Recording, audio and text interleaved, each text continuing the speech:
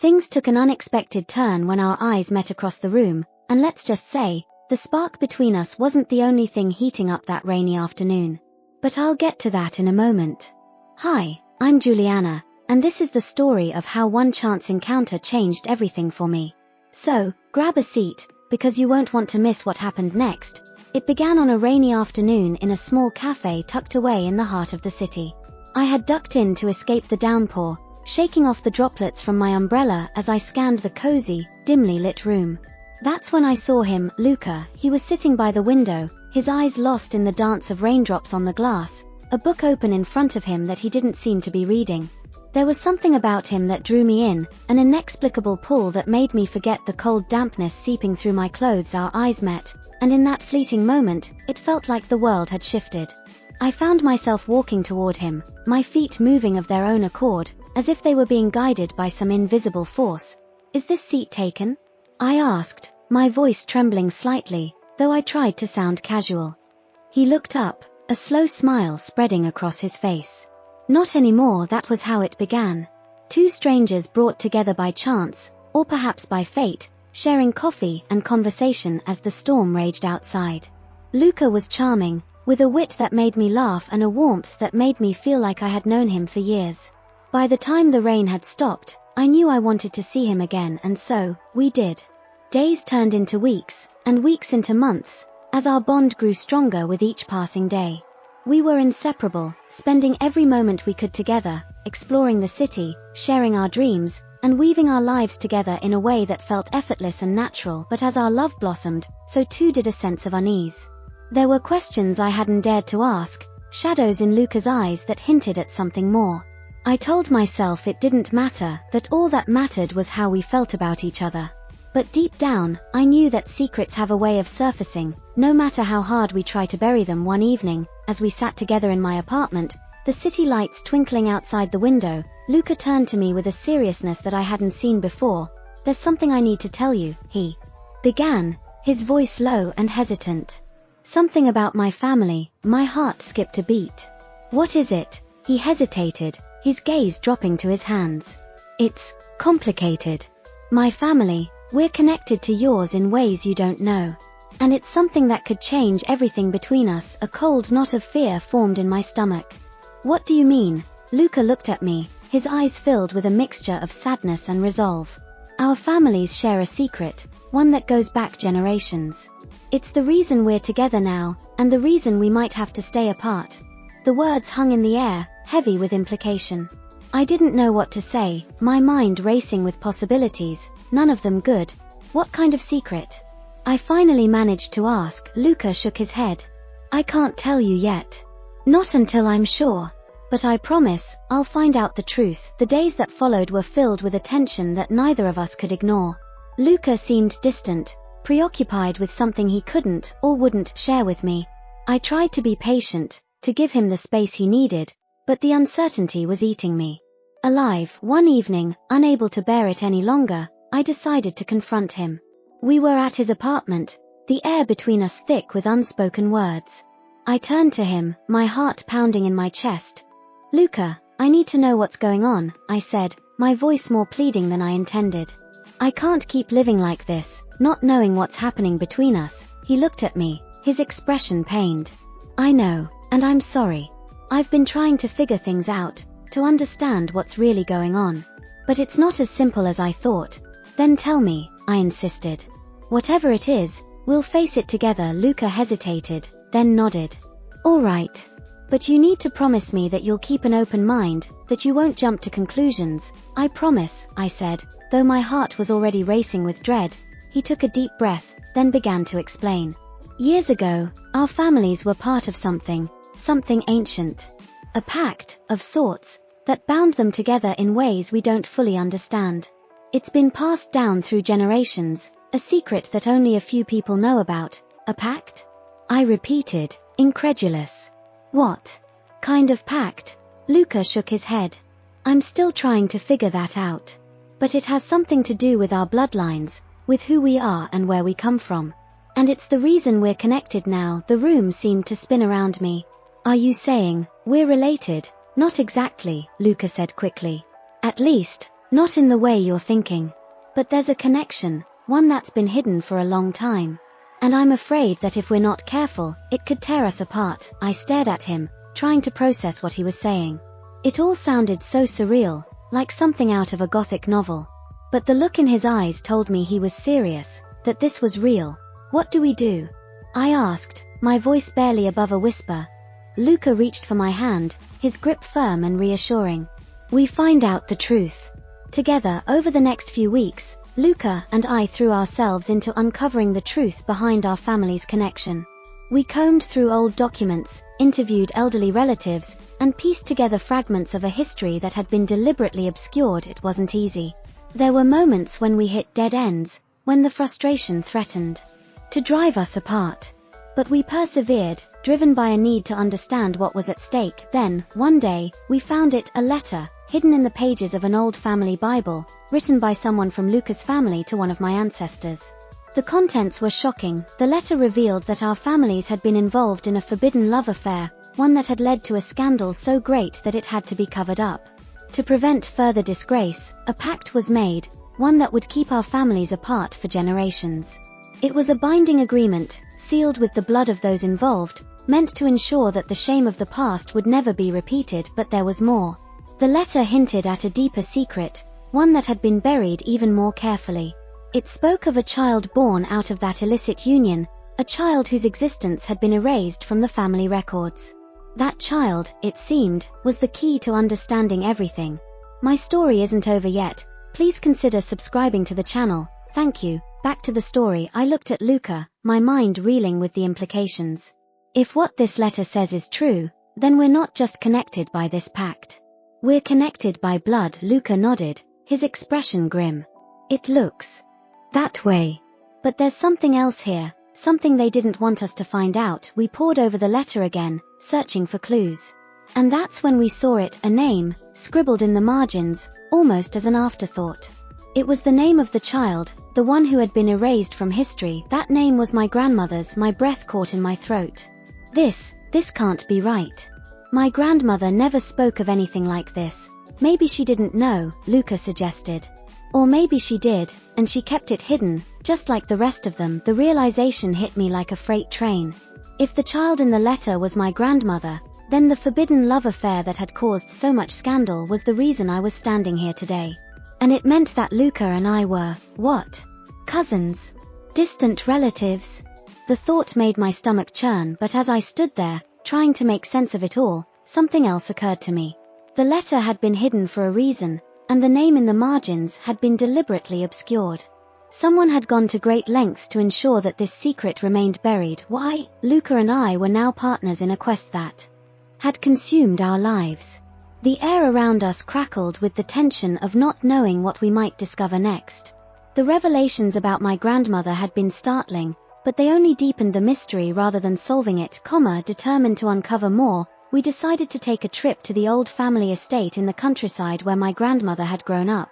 This house, a sprawling manor that had seen better days, had been in our family for generations. It was rumored to hold secrets, though none that anyone living knew of. The drive there was silent, each of us lost in our thoughts. As we approached the estate, its grandeur faded beneath the weight of time. I couldn't help but feel a mix of dread and anticipation. The house loomed ahead, its windows dark and vacant, as if it too had been waiting for this moment. Once inside, we began our search. The house was filled with relics of the past, dusty portraits, old furniture, and boxes upon boxes of forgotten items. We started in the attic, a space cluttered with old trunks and books. I had always avoided this place as a child. It was cold and eerie, filled with shadows that seemed to whisper secrets I was too young to understand. We spent hours searching, finding nothing but old letters, photographs, and other mementos that hinted at a life long gone. Just as we were about to give up, Luca's voice broke the silence. I think I found something, he said, pulling out an old, worn journal from behind a loose floorboard. The journal belonged to my grandmother, and it chronicled her life in meticulous detail. As we read through it, the pieces of the puzzle began to fall into place. She had known about the pact. She had been raised with the knowledge that our family was bound by an ancient agreement, one that dictated who we could and couldn't love. But there was more. The journal also spoke of a woman named Isabella, my great-grandmother, who had been the true architect of the pact. Isabella had been a powerful figure in the family, a matriarch who ruled with an iron fist. She had been the one to enforce the pact, ensuring that no one in the family dared to defy it. The journal entries were filled with references to secret meetings, letters exchanged in the dead of night, and veiled threats against those who would break the pact. My grandmother had lived in fear of Isabella, a fear that had driven her to obey the pact even when it meant giving up the love of her life, but the journal also hinted at something else, an event, a betrayal, that had nearly torn the family apart. My grandmother never named the person responsible, only referring to them as the one who brought shame. This mysterious figure had been erased from the family records, their names struck from every document and photograph, we had found a clue, but it wasn't enough. We needed to know more about Isabella and the betrayal that had led to the creation of the pact. And so, our journey took us further into the past, deeper into the labyrinth of our family's history, the deeper we dug into the past, the more the weight of it began to press down on us. Luca and I had always been close, our bond forged in the fires of passion and shared dreams. But now, that bond was being tested in ways I hadn't anticipated, our relationship, once easy and light, had become strained. We found ourselves arguing more often, the tension between us growing with each new revelation. I could see the worry in Luca's eyes, the way he would reach for me, trying to pull me back whenever I seemed to be slipping away. But I didn't know how to explain the churning storm inside me, one evening, after another fruitless day of searching through old records, we sat in my apartment, the silence between us heavy. I could feel the unspoken words hanging in the air, and I knew we couldn't go on like this, Luca, we need to talk, I said, breaking the silence, he looked up at me, his expression serious. I know. Things have been different lately, I nodded, trying to find the right words. I feel like this secret, this pact, is coming between us. I'm afraid of what we'll find. What if it changes everything? Luca took my hand, his grip firm and reassuring. We knew this wouldn't be easy. But we're in this together, remember? Whatever we find, we'll deal with it. But we have to trust each other, I do trust you, I said quickly. But it's hard not to feel like this is bigger than us, like it's something we can't control, he squeezed my hand tighter. Maybe it is bigger than us. But we're not just victims of our past. We have a choice in how we move forward, his words made sense, but the fear was still there, gnawing at the edges of my mind. I was terrified that the truth would destroy us, that the love we had built would crumble under the weight of the past, as if sensing my doubts, Luca leaned closer, his voice soft. I love you, and I'm not going anywhere. But I need you to believe that we can get through this. Whatever happens, we'll face it together, his reassurance gave me the strength I needed, and I nodded, trying to push my fears aside. You're right. We can do this, but even as I said the words, I couldn't shake the feeling that our relationship was on the brink of something that could either bring us closer or tear us apart for good, Our search led us to a distant relative of mine, an elderly woman named Agatha who lived in a remote village. She was the last living person who had known Isabella, and we hoped she could shed some light on the events that had shaped our family's history, Agatha was a frail woman, her face lined with age, but her eyes were sharp and filled with memories. When we arrived, she welcomed us into her home, a small cottage that seemed frozen in time. As we sat by the fire, sipping tea, we told her about our search, about the pact and the secrets we had uncovered, to our surprise, Agatha didn't seem shocked. Instead, she nodded slowly, as if she had been expecting this day to come, I knew this would resurface one day, she said, her voice a soft rasp. The past has a way of catching up with us, no matter how hard we try to bury it, we pressed her for details, and she began to tell us the story of Isabella and the events that had led to the pact. According to Agatha, Isabella had been a woman of great power and influence, but also of deep insecurities. She had fallen in love with a man from a rival family, a love that was both passionate and forbidden, when their affair was discovered, it caused a scandal that threatened to destroy both families. In a desperate attempt to protect her family's reputation, Isabella had concocted a plan that involved forging documents and creating a story that would keep the families apart forever. Agatha revealed that she had been close to Eleanor, the woman who had helped Isabella with the forgery. Eleanor had been deeply in love with Isabella, and out of loyalty, she had done whatever Isabella asked, even if it meant lying and betraying those around her, but Agatha also mentioned something that took us by surprise. Eleanor had regretted her actions later in life. She had left behind a letter, a confession of sorts, but it had been hidden away, lost to time, the idea that everything we had uncovered could be based on a lie was both shocking and liberating. If the original letter was forged, then the pact that had bound our families for generations was nothing more than a fabrication. But it also meant that our relationship, which had been tainted by the fear of a forbidden connection, might be free of that burden. We left Agatha's house with more questions than answers. The search for Eleanor's confession became our new focus. We needed to find that letter, to uncover the truth about what had really happened between our families. Only then could we decide what our future held. The search for Eleanor's confession led us back to the family estate, where we had begun our journey. We had already searched the house thoroughly, but now we knew what we were looking for, a hidden letter that could change everything. The attic was our first stop. We sifted through the piles of old books and papers, searching for any sign of a hidden compartment or a loose floorboard. It was tedious work, but we were determined not to give up. After hours of searching, I finally found it, a small, sealed envelope wedged between the pages of an old ledger. My hands shook as I carefully opened it, revealing a letter written in a delicate, flowing script. The letter was from Eleanor, addressed to Isabella. In it, she confessed to everything, the forgery, the lies, and the pact that had been created out of fear and desperation. Eleanor wrote of her love for Isabella, a love that had driven her to do unspeakable things in the name of loyalty. But as she grew older, she had come to regret her actions, realizing that the pact had caused more harm than good. Eleanor's letter was both an apology and a plea for forgiveness. She had hoped that one day, the truth would come to light, and that the families could move on from the sins of the past. As I read the letter aloud to Luca, I felt a sense of relief wash over me. The truth was finally out in the open. The pact that had bound our families for so long was nothing more than a lie, created to protect a love that had never been meant to last. Luca and I were free from the burden of the past, free to choose our own path. The realization was both liberating and bittersweet. So much had been lost because of the lies, and so many lives had been affected by the decisions made by Isabella and Eleanor.